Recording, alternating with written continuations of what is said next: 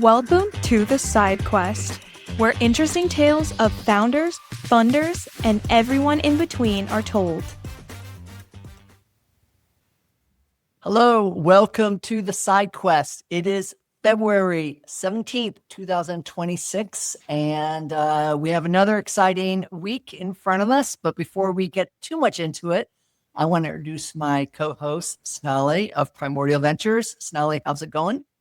It's going great. I want to hear all about the Mexico City trip you just finished, but I'm doing Yes, I did go to Mexico City last week. It was very easy and very straightforward, and the kind of trip you could do in a week. But before we get into me ranting on and on, which I'm more than happy to do, I want to introduce our guest, Tim McLoughlin of Co-Founders Capital. As everyone knows, certainly in the Triangle area and hopefully beyond, Co-Founders is kind of early stage venture capital firm in the area that invests in early stage tech startups. But the better person to introduce himself and what Co-Founders is about is Tim himself. So Tim, welcome to the show.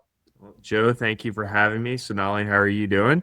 Doing great. It's so great to have you on. Really appreciate it. Well, it's great to be here and good to be invited on. But sure, happy to introduce myself. So I'm the managing partner at Co-Founders Capital. It's a pretty exciting time for Co-Founders. We just last week announced the first close of our new Fund 4. So we closed on over 30 million in that fund and plan to keep on making investments into seed stage B2B software companies across the Southeast. We've actually just did our 50th investment, and it's been over a decade now since we started. So a lot has happened, but it's a pretty exciting time to be at Co-Founders. Congratulations. It's such exciting news, and I'm sure we'll get into it a little bit more, but there's also, the team is growing, and I'm sure we'll touch on that as well, but congratulations on everything. Thank you very much. Tim, before we get into all the real talk, we want to really understand for podcast listeners, the backdrop that you have. So that's a real backdrop. That's not one of those fake Zoom backdrops. Are you at home right now, or no? This is as real as the backdrop gets. So, oh my gosh. I just cleaned off the shelves so that there's not too many kids' toys or anything that are there. My boys are 8 and 5, and 2 weeks ago we got a new puppy. So if you had the aerial shot down, there would be stuff all around me on the floor: dog toys, bowls, kids stuff. So it's hard to decipher between all of it. So. So this is the put together view of the inside of my house. That's so right. when we go to your house, which we've not been invited to, but I'm sure will happen shortly, the goal is to kind of look up.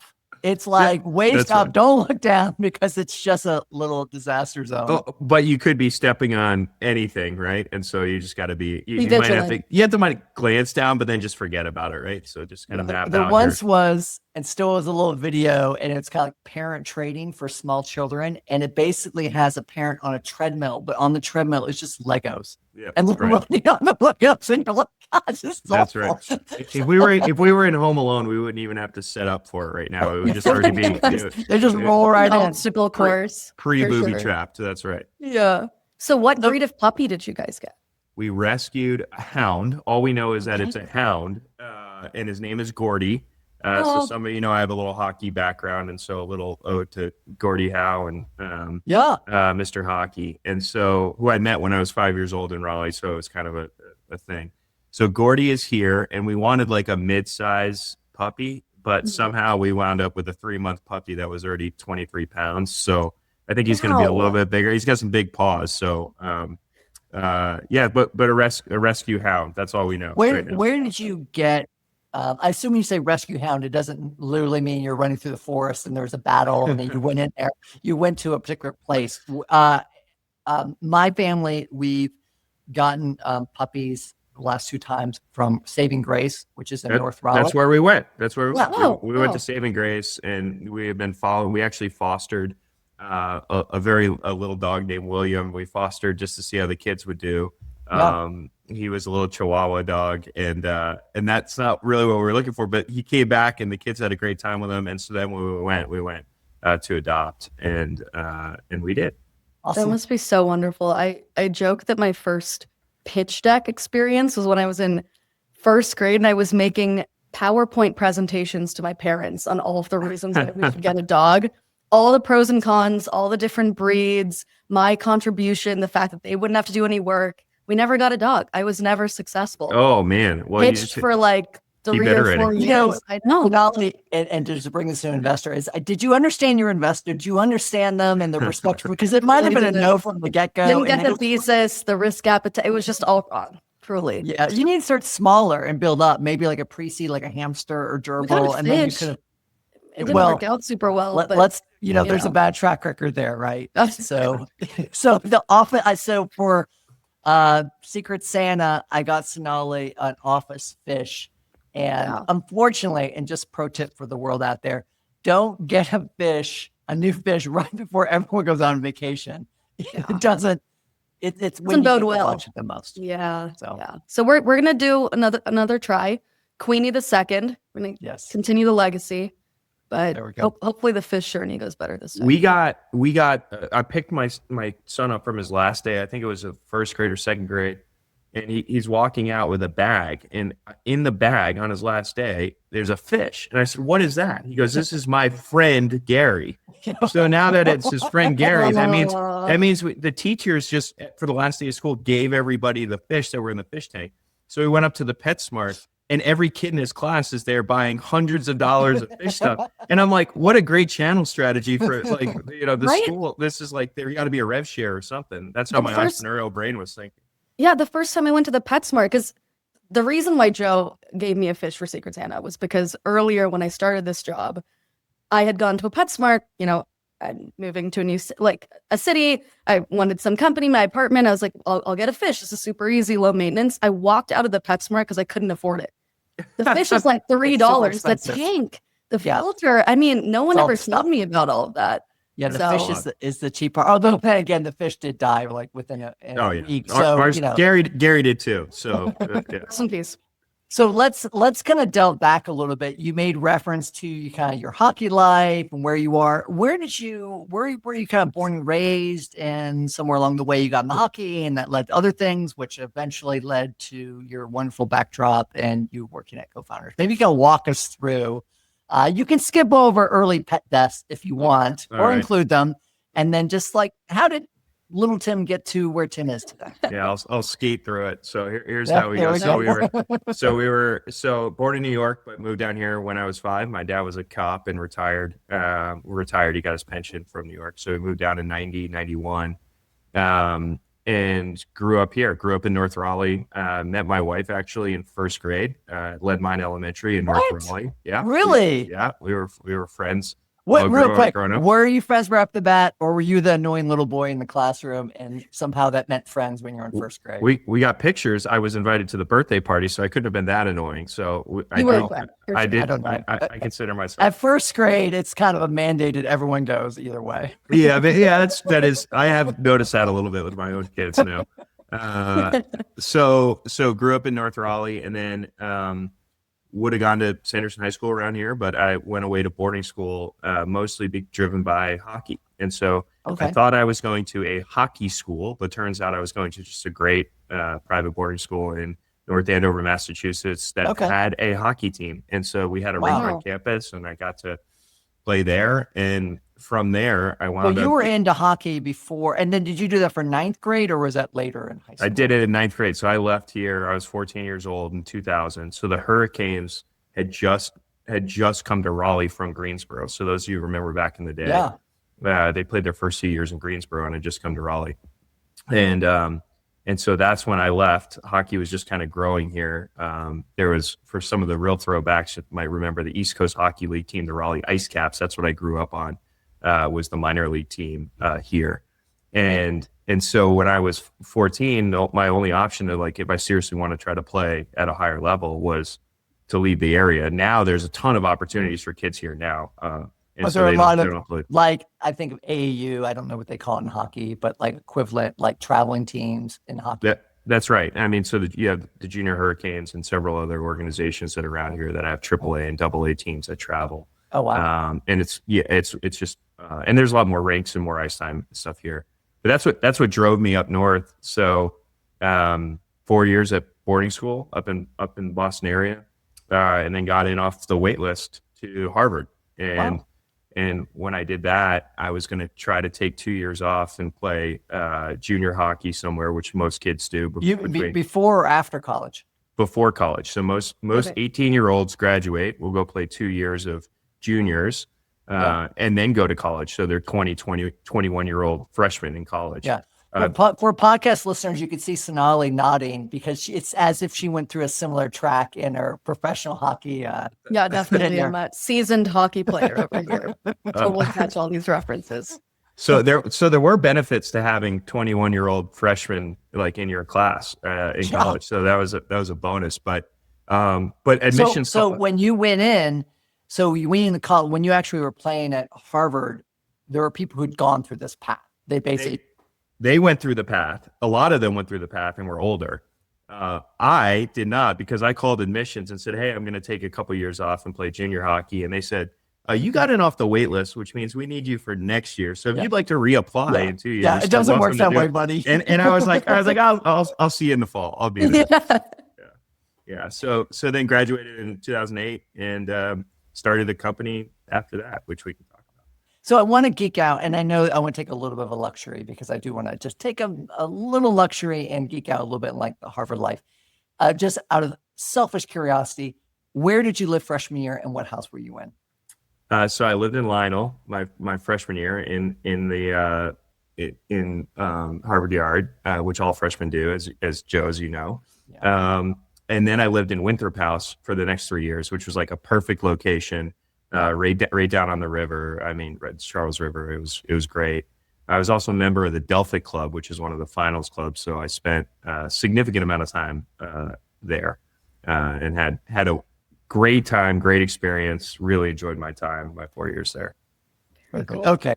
Harvard insider stuff over. Yeah, enough of that. That's crazy. Yeah. I feel like I can't relate at all. Oh, it's like this Dookie over here has got some like pedestal that she's sitting on. Up and all.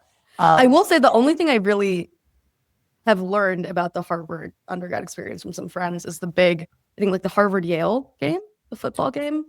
The Harvard Yale guys have. Do you ever travel to go see some of those? I haven't as an alumni, but we got some really good stories when we were there with undergrad. One of the years we were undergrad, the Yale fans tricked the Harvard fans to hold up signs. They dressed up as the Harvard, pep squad or whatever that was there. And they got us to hold up signs in the middle of the game that said Harvard sucks or Yale rules or something. So we got punked pretty hard. Yeah. But we got them back in some other ways. Okay. Well, traditionally, it was MIT, which fielded no competitive sports, really. It was the one, I don't even know if they have a football team, Division III, which they're the ones from the side who would just like punk basically Harvard and Yale. Like they have a lot of classic traditions. But enough of geeking out and like Boston schools. So when you graduated, where you're like, I want to head back home. I've got my first grade girlfriend. How'd that all play out? Yeah. So we started dating my senior year. She came up to visit and was not in college. She was not too excited to leave UNC on a fun weekend. You all weren't dating at all in early high school or middle school or like first grade you got married or whatever, one of those sixth grade we dated for 11 months. Sixth grade. Wow. 11 months. 11 months. That's a serious relationship. Sixth grade. That's forever. But then we're just friends through high school and college. And she came up from UNC to visit me at Harvard. We only had a semester left. And so she came up with some friends. And the rest is kind of history. But to come back to North Carolina, 8 years of Boston Winners, I was kind of done with that. Yeah. I knew that, we had started dating, so I knew I wanted to come back. My family was here. And I was going to open, and keep in mind, this is 2008. So the backdrop's kind of important here. In 2008, I was going to open an ice hockey training company it's actually in Wake Forest, North Carolina. Because every summer and when I was off of school, I would run camps all around the country for youth hockey players. So I would come back and run the Hurricanes youth hockey camp. I would run some of the on-ice stuff there. And then my business partner had a company out of Toronto, and I would run camps there. So a kid from Raleigh was going up to Toronto and teaching these young hockey players how to play, which some of the parents were not particularly pleased about. But now the Hurricanes won the Stanley Cup in 2006. You have this new wave of hockey players that are coming in the local Triangle ecosystem. And so that was a good market trend and growth that was there.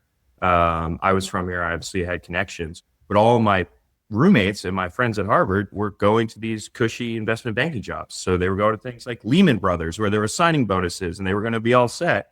And then a couple months later, none of them had jobs, right? Because of the financial crisis.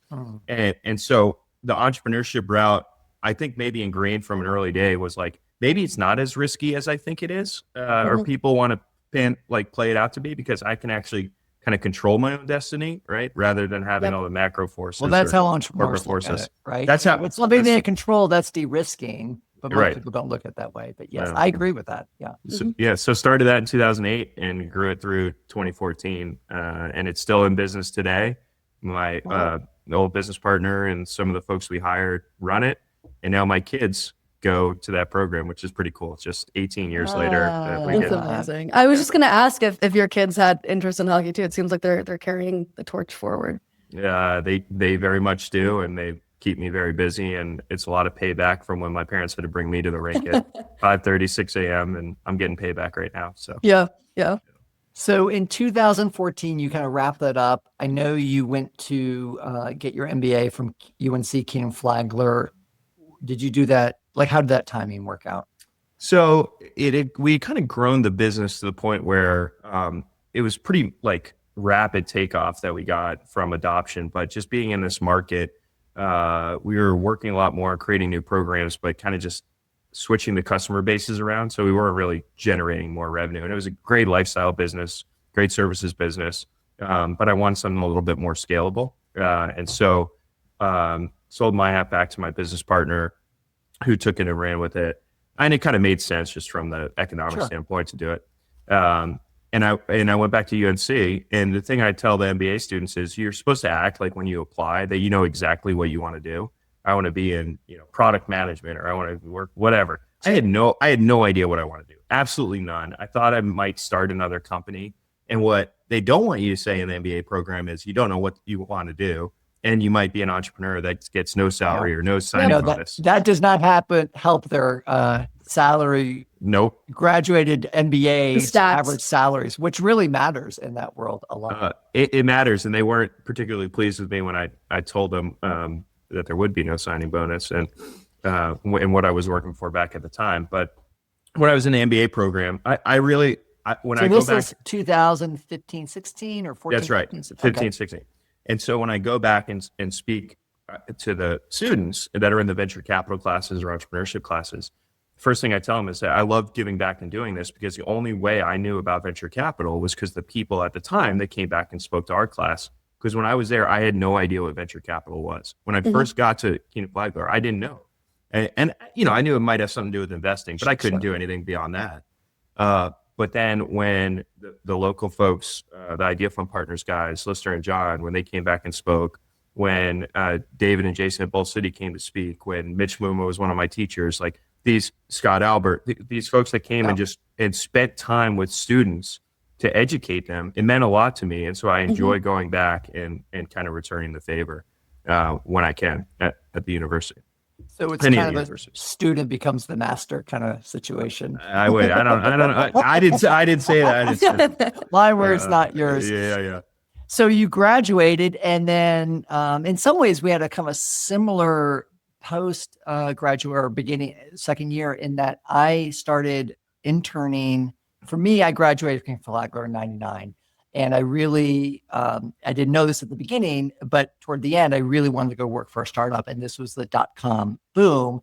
And I didn't want to just go work for any other startup, because there were lots at the time. I ended up interning at Red Hat for $10 an hour when I had full-time offers and everyone else had full-time offers. And it was just kind of a high risk, sort of, if you look at it that way, but pursuing the passion of really kind of what more MBAs should do, but that they don't do.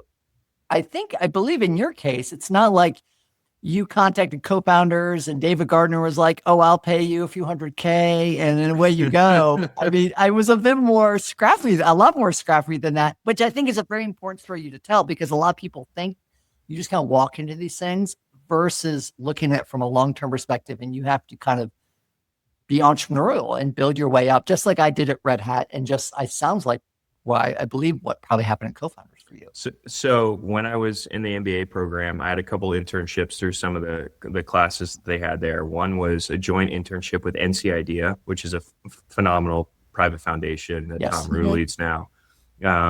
And I got to run kind of the diligence process of the seed grant. And so I would take 125 companies and help narrow them down to the 5 or 6 winners. So I got to know the ecosystem really well, from founders that were applying, their advisors, their investors. But at the same time, that internship was also a joint internship with Idea Fund partners.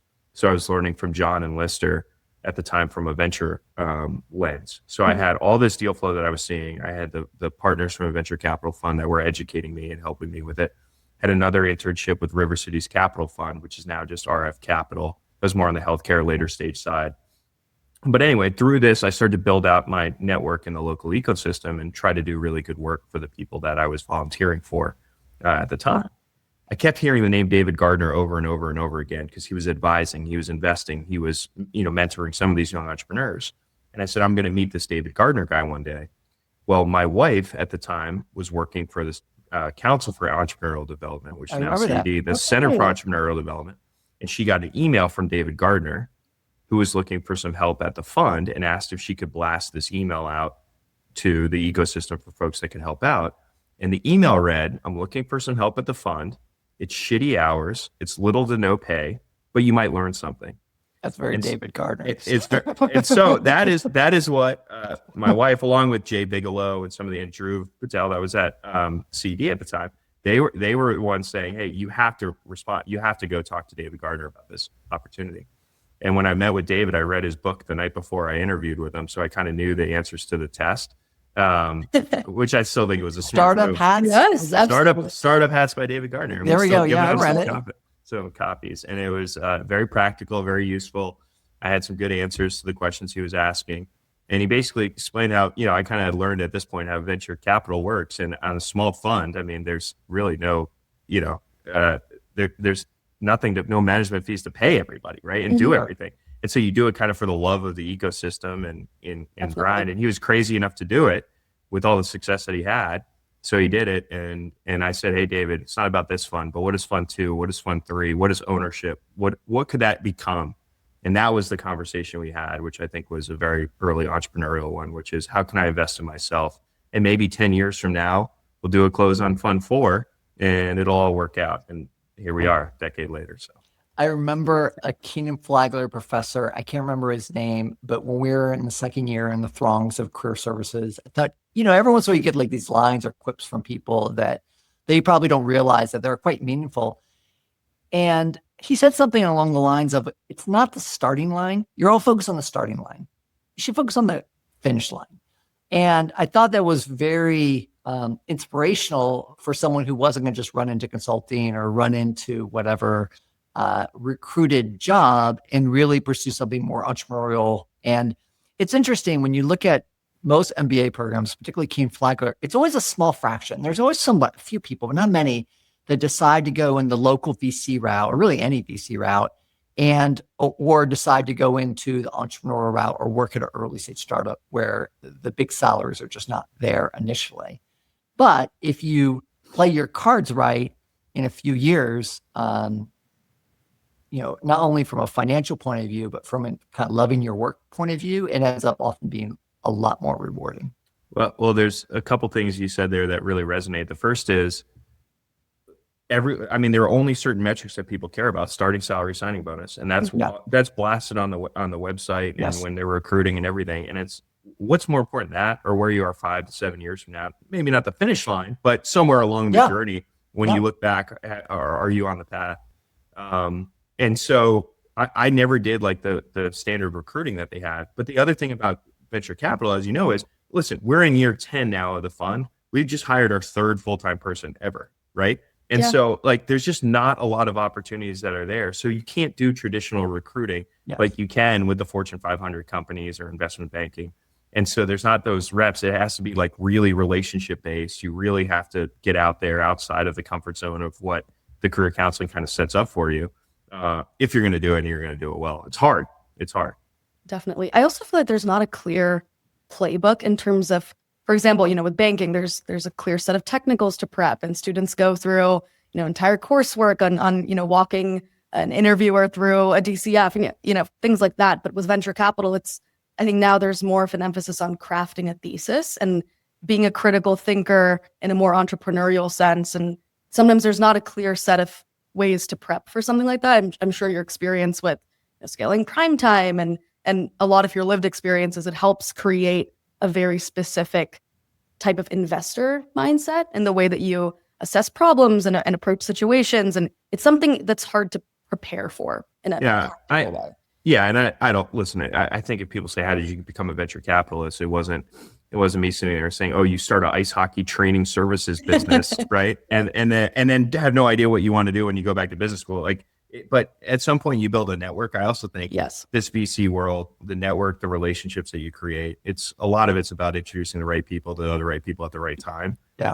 And I think that's something I picked up along the way that I didn't really know I was picking up, but I kind of had a knack for that. I think that's a great little transition. I do want to understand a little bit more about where you are with co-founders. Give us a lay of the land in terms of the fund size, what you guys are looking at.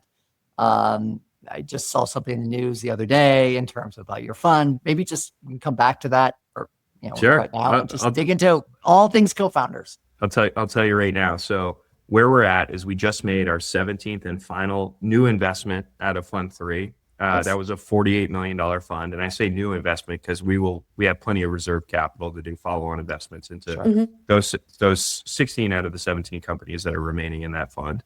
And then we still have companies that we're monitoring or sitting on the boards of out of Fund 1 and Fund 2. So Fund 1, just to take you back, was a $12 million fund from 2015. We invested in 17 companies, and we still have 4 companies that are left in that portfolio. It's performing well, and those companies are performing really well. But 2 that we actively manage, we sit on the boards of. That My Customers is here locally, and Luma Project is here locally, both doing really, really well. Awesome. And so that's in Fund 1. Fund 2 was a 2018 fund, $31 million. We invested in 15 companies. We still have 8 in that fund that we're still working through. I told you about Fund 3. I kind of went out of order here, but we made the last investment, 17th out of Fund 3. And with that, at the same time, we started raising money over the last 3 or 4 months for Fund 4. The announcement we made last week was the first close on Fund 4, which I think legally what we've closed on is about $27 million. And legally, that's like what you have to file with the SEC. But we have over $33 million in commitments now into that fund. Our target is 50 to 60. As some of the folks listening may or may not know, you're kind of limited to the number of investors, and we limit for how long we can fundraise. So we'll see what we can get to, but we feel pretty confident we'll be between 50 and 60 million, and investing in hopefully 15 to 20 is kind of the goal. B2B software companies doing $1 million to $2 million investment checks into companies at the early stages. So and Southeast focus, we do have a geographic thesis that we're trying. Yeah. No, so to just dig, I think it's one of the tricky things for entrepreneurs that are seeking capital. And one of the maybe frustrating things on both sides is getting a good match. Investors generally want entrepreneurs who do their homework and then are really focused on investors that actually would be in the realm of responsibilities. And I can see Sonali nodding because she's on the flip side of this in terms of primordial. And then same thing for on both sides. Entrepreneurs, they want to know why investors aren't responding enough or why they're not getting uptake that they should, right? So it's a relevance thing. What is the flavor, if that's the right word, of startups and their founders that really are the sweet spot for co-founders? Yeah, it has evolved, I'd say, through the years. So I'll just real quick, just suppose the first one with the fund now. First one, we were doing $300,000 to $400,000 kind of checks because it was out of a smaller fund into mostly first-time founders that were seeking their first round of capital. And yeah, B2B software was like kind of our thesis, but we also invested in Filter Easy, which became Second Nature, which was air filters, right? And Revive Technologies, which is a wearable for kids. And so the thesis was still being kind of proven out. Yeah. And you look now, we're investing in more companies that have a little bit more, past MVP stage, have a product in market, probably a little bit generating some revenue, and we're writing a much larger check. And those companies have to be a little bit further along to absorb that. So maybe a couple $100,000 in revenue before we put in $1 million to $2 million check. But the flavor of the deal is productivity software, which obviously AI now is kind of completely changing the game, but workflow automation, productivity software, which has been what we've invested in, industry agnostic. So we've done ed tech, HR tech, health tech, healthcare IT. We've kind of run the gamut and been successful in a lot of those verticals. But really the flavor is better, faster, cheaper, demonstrable ROI. I don't understand every industry, but I do understand ROI. Is this product, is this offering going to save money? Is it going to drive revenue? Is it going to save time? Is it going to do all three?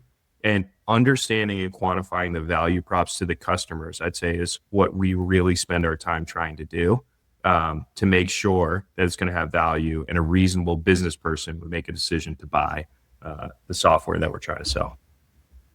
That's awesome. I feel like that's almost a good, strong close. I think we're a bit over time, so we want to kind of wrap it up. I want to first I'll go to Sonali, and then I'll end with you, Tim. Sonali, any final questions or thoughts you like for today? I think it's just been such an awesome 10 years for Co-Founders Capital. I'm new to the ecosystem, but I feel like I've heard of co-founders when I was an undergrad at Duke, and now getting to be in the ecosystem, sort of investing alongside you all, has been so cool and such an amazing learning opportunity. So congrats on 10 years, Tim. It's really exciting. Well, thank you. I think it's all about the ecosystem, to what you said. We've all invested alongside of each other. There are no sharp elbows in this ecosystem. And so we've all been really, really good partners, I think, together, which is why I want to be a venture capitalist here in North Carolina, and not just a venture capitalist in general. Definitely. I love that. Tim, thank you so much for joining us today. It's been a pleasure to have you on the show, and it's a small neighborhood, and I'm sure we'll see you around. We'll see you soon, Joe. Thanks, Sonali. All right. Thanks, Tim. Bye. Bye.